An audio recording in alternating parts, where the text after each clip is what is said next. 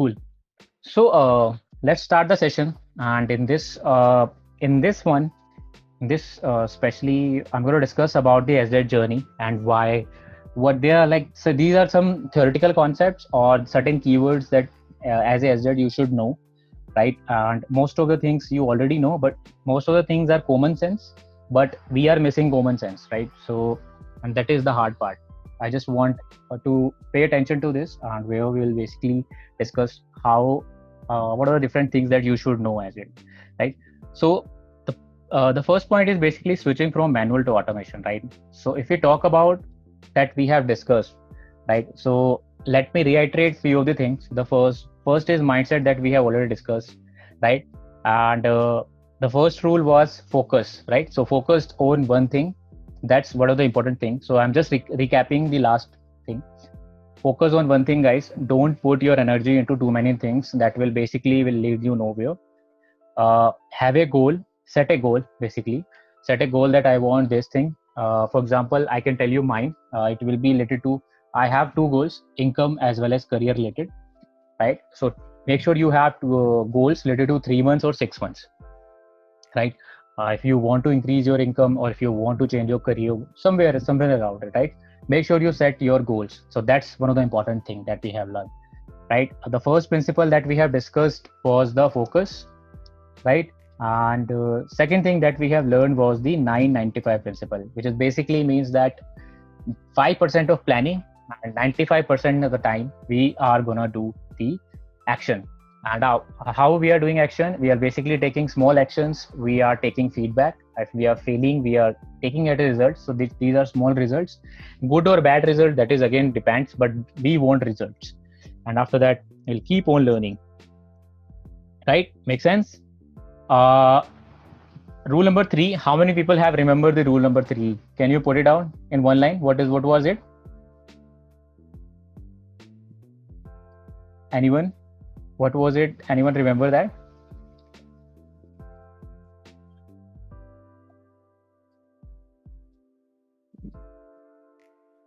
Yes. Quite a few people have remembered it. Okay. So yes, 70% is perfect, guys. 70% is perfect. And why I'm doing this exercise, you will get to know in the end. Trust me.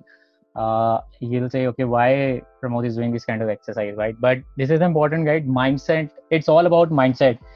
I have seen people who are automation engineer, who are good in programming language, who are good in frameworks, still not able to crack any kind of SDET interview, still not able to change their way to senior SDET, lead SDET, somewhere around it. Why? Because of the mindset. Because they are doing too many things, and they are bad at the single thing which is required for the SDET and what was actually required, right? So that's what we are seeing, and 100% is failure basically, right? And what was the last one? It is basically the new action, right? New action rule basically says that if you are taking the actions which you have taken in the past, you will get the same result as the past. So make sure you are taking certain kind of a new action. So new actions, especially related to this SDET journey, will be taking new code, basically learning, implementing, right? And as well as paying attention, focusing on the things. So these are the new action that you will be taking, and make sure you are keeping all the 4 principles in your mind before moving on. All right. So that was it. So that was the first point. Second was the most important point, which I'm telling you guys. This is one of the important point. I have seen lots of people are now facing problem, which is comfort zone, right? Confidently. Okay, I have written comfort. Okay, it's comfort, right? Comfort, comfort zone. Yes. Sorry, my bad. Typo is there. No problem. You get the point, right?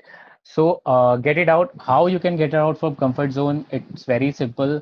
You have to have certain kind of accountability. So you should have a goals first. If you have a goal, definitely if you have 3-month goal, 6-month goal, income goal, career goal, right?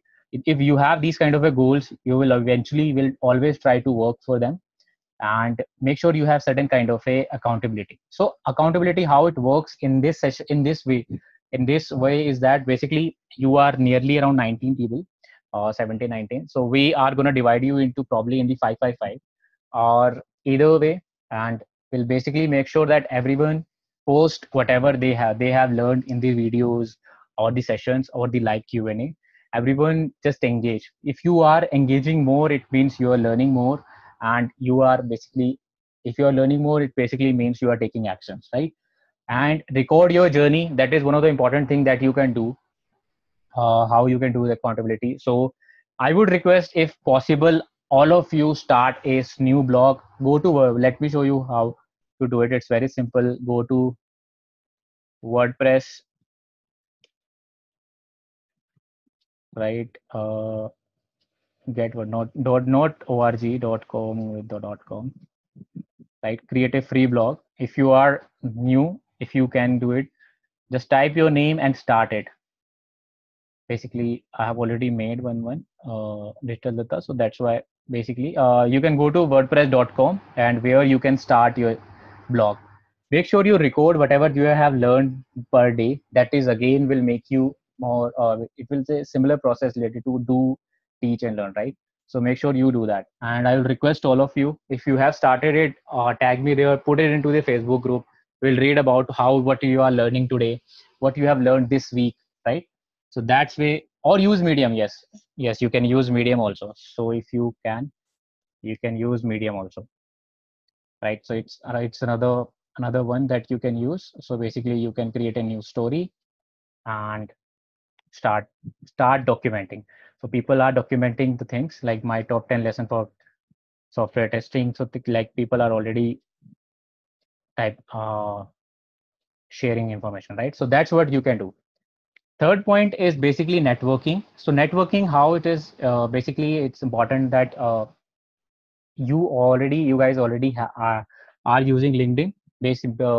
What you need to do is that basically what you need to follow the people who are already at the position where you want to go, right? So you can learn from other QAs, right? For example, right now, let me tell you about myself. So I am following most of the people like who are QA manager or something like that, right? So that's where whatever they share, whatever they think they share, I'll get to know what other things going. I'm also following other people also, but that's again the point here is overall that you need to follow or learn from the people who are already have done the things that you want to achieve, right? So that's where this comes in handy. Make sure you follow on LinkedIn, because they share lots of information. Don't use Facebook. Use Facebook for learning right now, as we are using for as that blueprint, but don't use it for some share like other work, but that will again waste your time. Use LinkedIn in that case. Share your whatever that you have learned or anything like this, right? So make sure you leverage LinkedIn. That is again more important. Read blogs. So one of the blog that I will highly recommend all of you, it's not a blog actually, it's a blog about blog. It's a basically multi-blogging platform. It is Ministry of Testing.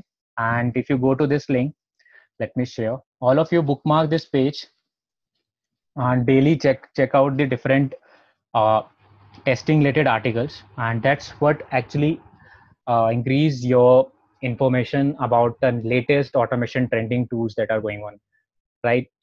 If it is new to you, let me know. If it is amazing, right? Make sure you follow the Ministry of Testing. They have couple of free courses also, so that you can do, and they have also some paid courses which are very very uh, high, I would say. And but you need to use, I'll highly recommend all of you to make sure that read or few of it which are basically getting interested to you, basically related to, for example, defining your own journey, API testing, rest assured. So anywhere article which are which you think that you should be reading, then make sure you do that. So read blogs, right? So you can follow these guys, like said James Back, right? This guys, and these are like again some of the important guys that you should be following. Why we are doing it? Because we want to change our mindset, guys. That's what I'm telling you, right? If you are, if you want to achieve something, you need to follow these people, so that you can achieve what they have actually done, right? Share your knowledge. Again, I would highly recommend all of you to make sure that you are using Medium or WordPress, any kind of a free platform to start documenting. Okay, let me ask this question. How many of you already have a blog? If you have a blog, just type blog.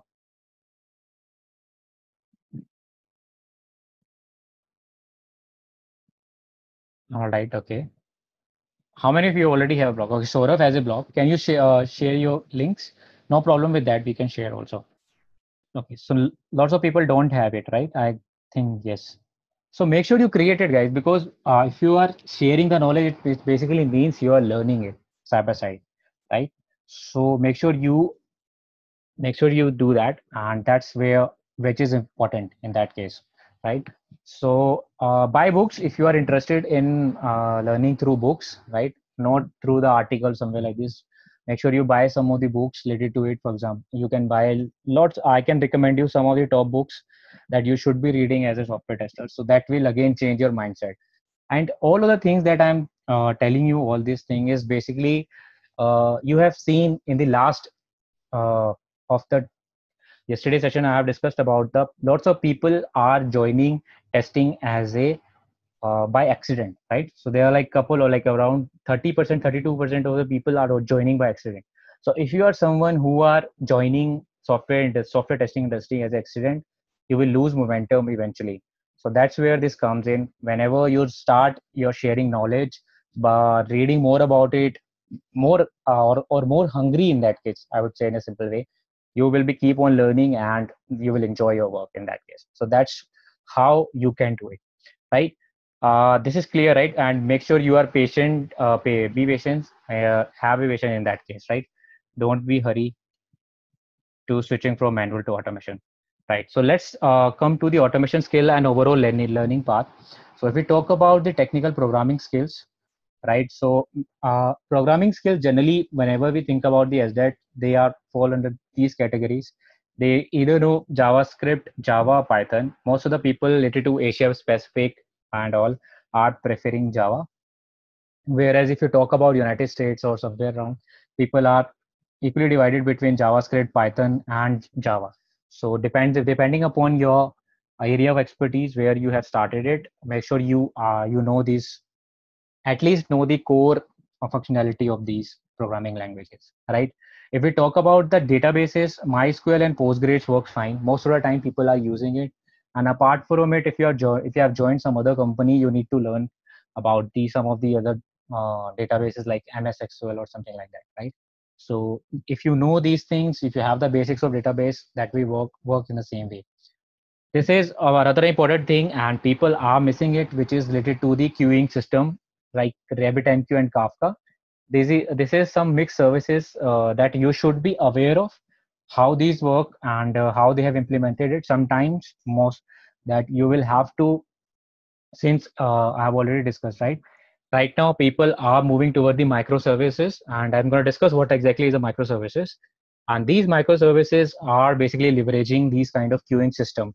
They have consumer, they have producer, right? And it will be sometimes there will be certain kind of a testing work that will come in your way as that. So you need to have some understanding of the queuing system related like Kafka and RabbitMQ in that case, right?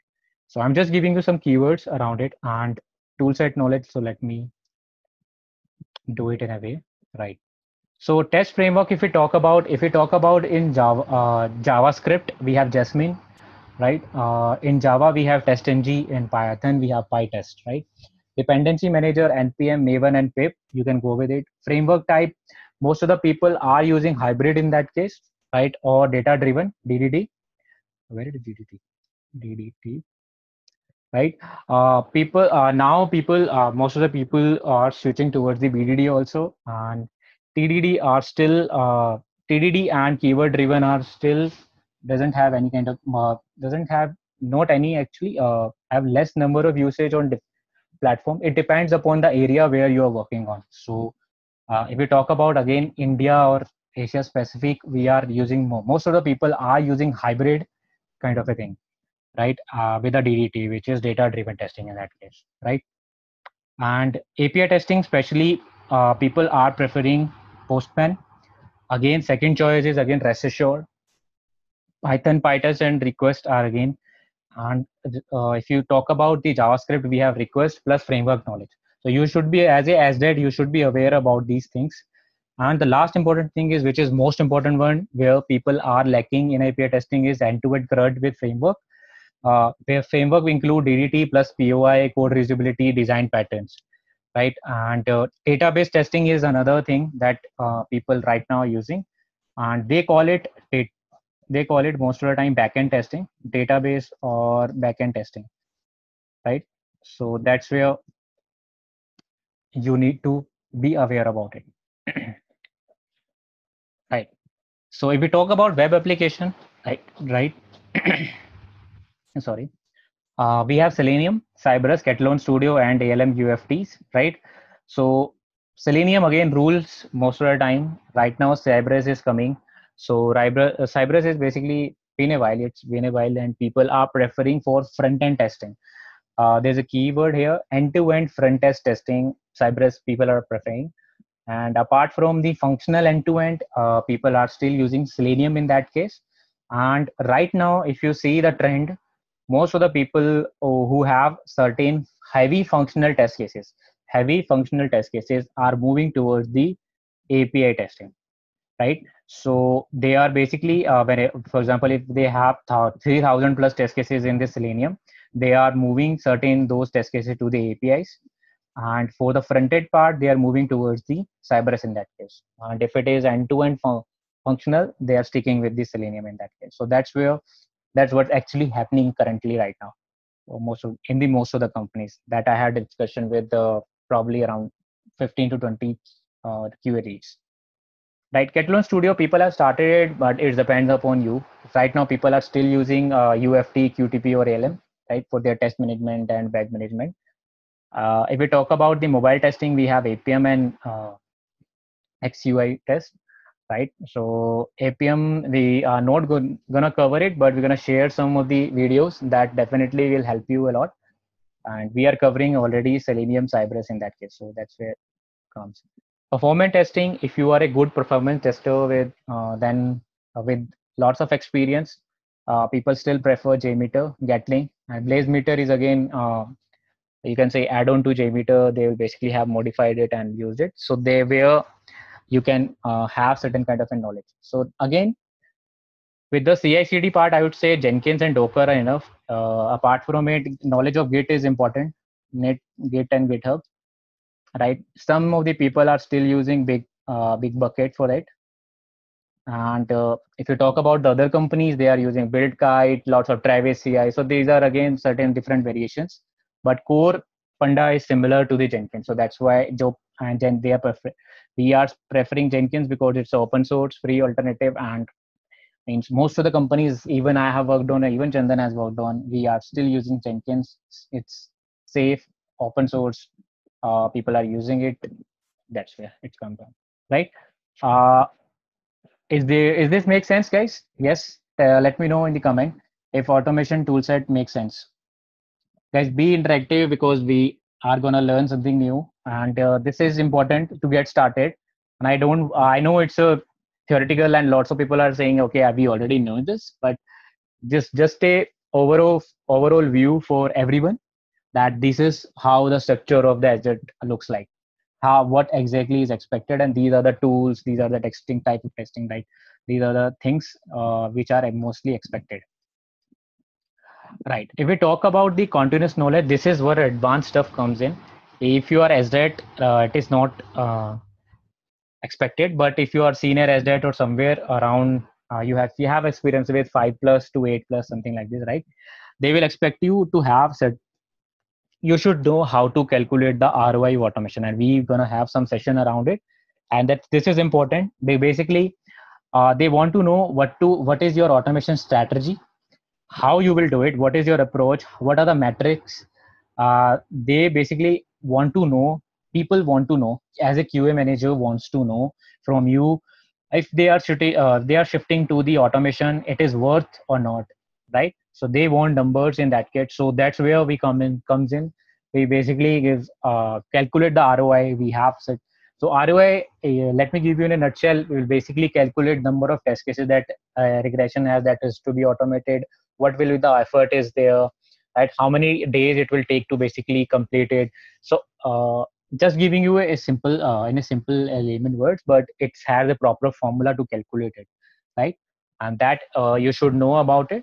And they will ask you about the regression optimization, how you will basically optimize, how will you reduce the number of test cases that you already have, and what is your approach in that case. So we are going to discuss about in the end probably where the all these things, and these are related to certain kind of interview questions also, where they will discuss you about, okay, how will you optimize your regression, what, how you reduce the number of test cases in that case. So that's where this comes in handy, right?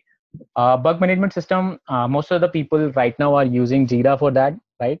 And even you guys will be already using, right? And people still prefer, some of the people prefer Bugzilla, and there are a couple of modes, but I have just written few of them to get you get started, right? I hope this makes sense. So expectation from SDET, we're gonna cover this thing. So the first expectation is basically SME of the project. Any SME basically means subject matter expert, right? So whatever the project that you're working on, it can be anything related to a web application or a mobile application. You should be all aware of it. You should be involved in the full software testing lifecycle as that. You you should be highly skilled in end-to-end technologies that are used. So overall, I'm again telling you, if you are only comfortable in test script creation, that will not work, because you should have a knowledge of the messaging queues like RabbitMQ, RabbitMQ, Kafka, what is going on, how these consumer and producer are basically behaving, right? So you should have a end-to-end highly skilled technology. You should have an overall idea. So that's where the SDET comes in, right? And if required, sometimes even we have done it, we have sent the code in production as a SDET. So it is not like that, that okay, SDET or a QA cannot send any kind of a code in production. We have fixed it.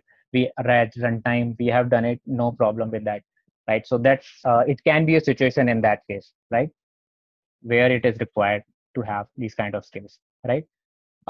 Helps in estimation as well as in metrics performances. So people are going to ask you about, well, what is your expectation, like estimations, matrices, performance, how you, what is means how you are creating your test scripts, what is the advantage of it, how many P0s, P1 scripts are there, and uh, how it is helpful to catch any kind of a bug in the creation, right? So they are going to ask these things. They are these kind of expectations they'll have. Help in quick test scripts, basically as a SDET you need to create scripts, right? So the scripts, we are calling it as a whatever the automation framework that we have, we are basically increasing our scripts or test cases in that, right? So that we are covering as much as we can. One of the important thing is coverage related to test coverage that we are going to discuss in the end, how to calculate the test coverage and how it is expected for any kind of a SDET, right? So this is most of it, right? And right, people, one of the important question, like previously in the batches, people have asked me, right, okay, what about the manual testing concept? So my point here is that as a SDET, you should be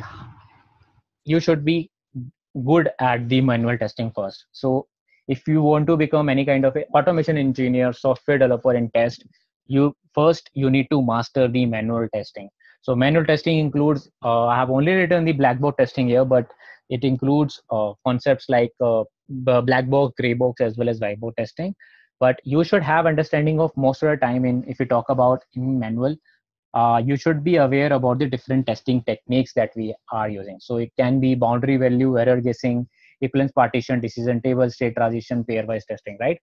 So why it is important? Because in a nutshell, you are, whatever the test case that you are writing, those test cases will be basically made from these kind of testing techniques, and you will be automating these test cases, right? So you should know how this test case was made and what exactly it is covering in that case. So that's why manual testing is important, right?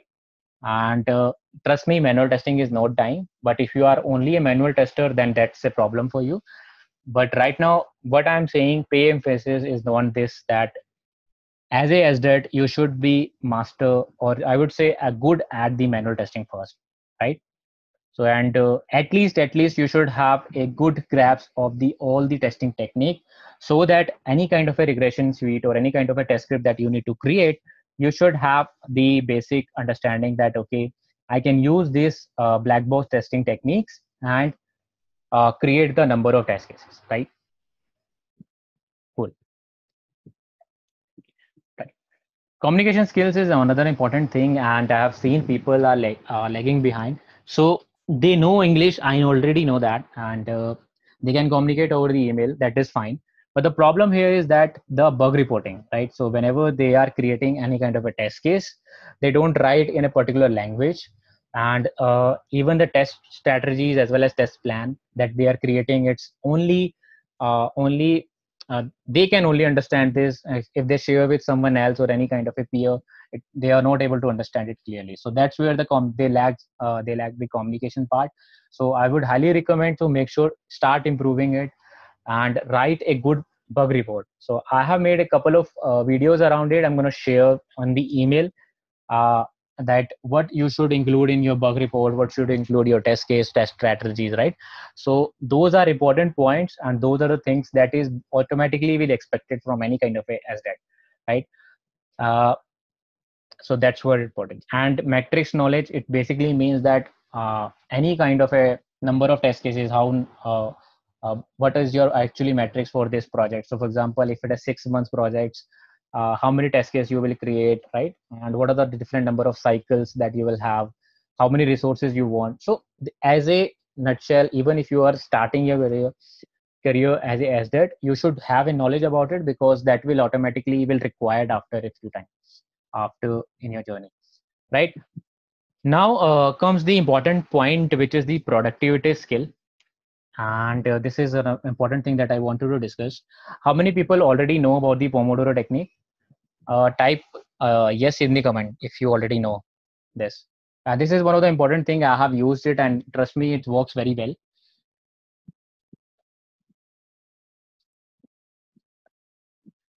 All right. Okay.